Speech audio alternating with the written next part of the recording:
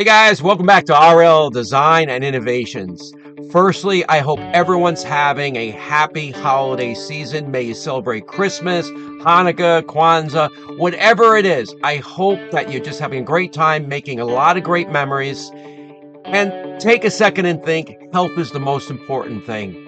Everyone wants the toys, the clothes, new tools for the shop, but at the end of the day, it's the health that's important. I went to a wake the other day for a 46-year-old man, had children, and just teed over and passed away. So it makes you start to think, what's most important in life? It's your health. Once you have your health, then you go for everything. So get your doctor's appointments, get your annual exams, check out your heart, make sure everything's good. Take care of yourself so you can take care of your families and friends.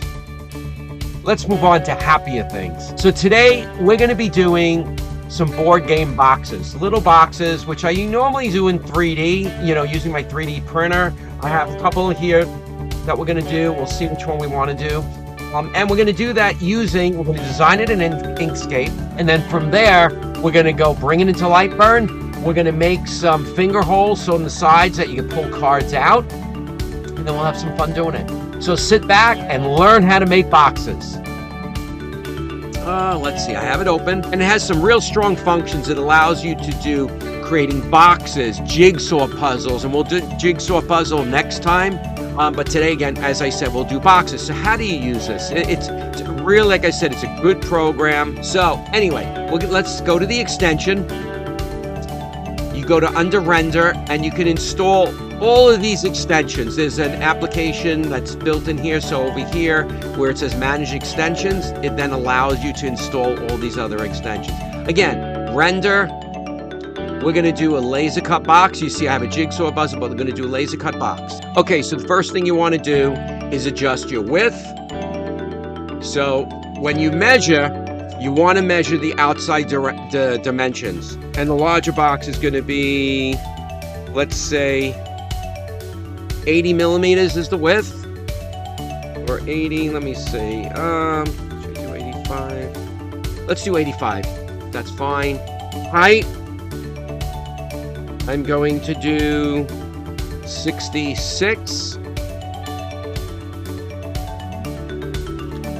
And then the depth, which is really your length going here, but like that. And I'm going to keep it at 112. Okay. Then there's laser curve settings in here. I'm going to leave it default. Dimples, basically, it allows, it sets, when you're creating those little dimples on the side to interlock. So you can put spaces between them. You can make triangles or dimples. I like the dimples. And that way it's a tight fit. Now it's generating it. Okay. Close that. And we have our drawing right here. It's all in here. And now I'm going to export it. Okay. So I go to File, Export. We want to make this, if you see over here, an SVG. I'm going to change the name over here. We're going to call this Box 11285. Okay, save that. It exported it out. Now I can exit out of here, close without saving, and now I'm going to go into Lightburn. So we'll go right into Lightburn. Okay, we have it here, and the first thing we have to do is we're going to put this board in here. I think this is a 16 by 12 side board. So we're going to now go to File, Import, Box 11285. What I want to do is rotate this like this. Okay. Let's just update the overlay. So now we're going to move this in here. I'm going to move this right about here. I'm going to make that my layer black, my black layer. But here's the thing. Now what we have to do, and just so we can see what we're doing, I'm not going to show that for a sec so you can see what's going on. What we have to do is create little slots for your fingers, because this is the bottom. This box right here is the bottom. This is the top. This is the depth, I should say, and this is the little sides. So we need to put like a finger hole in there. So how do I do that? I'm going to go here, I'm going to make this say, we'll see how it is in a second, but I'm going to make that a different layer. I'm going to make that red. So this I'm going to make, we'll say 20 is, right there is the height of the box. And we'll make this, we'll see how it is in a second. We'll just put 40 for now. And we're going to have to do, we're going to have to do 2 of these. So let me move this over here, and you see I make mistakes just like everyone else doing this. Now, you can't put it all the way to the bottom because, you know, we're going to be cutting this out, and it needs to have, you know, some wood in there so that it keeps it together. So I'm going to do something like this. I'm going to go, don't have to go to the top all the way, just about there. Maybe make this like right about here. Something like this. Let's see, does it look about centered? Here's 100 to about 210, so around 145. Right about here. And then we have to do one on the other one as well. So I hit Control C and V, and then here it comes. I think right about here. I think the cut layers, output that. Now if we hit Alt P, and that's what it'll do. So we're going to cut this, but first before we do that we have to set all the powers. So this one we're going to do 14 100 air assist on. Second layer, which are the little cutouts for the sides for your fingers to put them in, we'll do the same thing. 14 100 power. Now, what we need to do, we'll go to the move over here. We just have to focus the laser. And click right here. It's going to focus. I have the air vent on. Now we could show this. See where it is. So you can see, well, what I'm going to do now first is just group everything. So if I move this around the board, so if I go like this, the both layers stay together. So if I go right here to try to save it, I'm going to go down a little bit because you don't want to go directly to the ends of the board because it'll break and it'll become brittle, and you may not get a clean burn. So again, what I do, make sure 14 100, we're good there. And now, good to go. So let's get going. Start. Yes, set focus. We did that. Inline is on. Air assist. Go. And what we'll do is we'll let this start, and then we'll come right back. It shouldn't take that long. Okay, we're just about done. And it looks great. We'll let the fumes go out a second. And I'm going to show you. Let me move the laser over. I told you that I 3D printed a filter that goes on top. Let's see if you could see it from here. Look how dirty that filter is. And I've only used this from the last video to this one. So it had really some quick laser engraving sessions, and look how filthy it is. It just shows you how much debris from the smoke is going through to your lasers within this module. Even though you clean them, you clean everything out, but look how dirty, and look how much dirt, I should say, is going down to the circuit boards, to the fans. So if this helps by maintaining and also extend the life of the laser, I mean, I think the 40-watt module, when I looked the other day, was around $1,200 from X-Tool. So that's a hefty amount of money if you have to replace these. So ping me if you want to know where to get this 3D STL file, or if you think it's worth it, and for me to print something like this and sell it on Etsy for a couple of bucks, I can do that as well. You guys let me know. Alrighty, so the next step, what we want to do is I'm going to take the pieces out. Let me get them out. Let me actually move the laser out of the way again. And then, which we could have done before, but I wanted to do this in 2 sessions. We could have put some graphics on here, like, you know, whatever, pictures, animals, whatever. But we'll do it in 2 sessions, two different engraving sessions. But we could have done that before cut it out, put the graphics on here. But I wanted to show you one step at a time so that folks, especially new people, can see how to lay graphics on the boxes without getting confused by having to rotate the graphics to the boxes and all that. So let me pull it out. We'll see how it goes together. So hang on one sec. Okay, so we're back. And here's all the pieces we just cut. The bigger pieces are the bottom and the top. Then you have these pieces that are for the sides. Let me go up here. So you have this, gonna go right in here, like this. Then remember the pieces that we put the little holes in? That's gonna go just like this, just like that. And again, we'll glue that using, just want to show you this glue again, this glue. Natural pH adhesive. I got it on Amazon. If you want me to put the link, I will. What's good about this is it's strong glue. It's good for, like I said, cardboard, wood, whichever, but it dries clear. You don't see any, let me get in the camera. You don't see any residue. So anyway, it's natural pH adhesive. And we'll do that after. The next step that you want to do is think of graphics that you want to put on here. Maybe we'll put something on the bottom. Then we'll maybe put something on the sides, maybe some dice or something, maybe a dragon or something. We'll do a quick search, and then I'll come back with some graphics. So hang on, and then we'll show you what we're going to engrave to finish up this board game box. Okay, so welcome back. I just put the piece in here. This is going to be the top, and later I'll do the same on the bottom. We don't have to do both. Okay, I'm thinking for the top to put some text in here.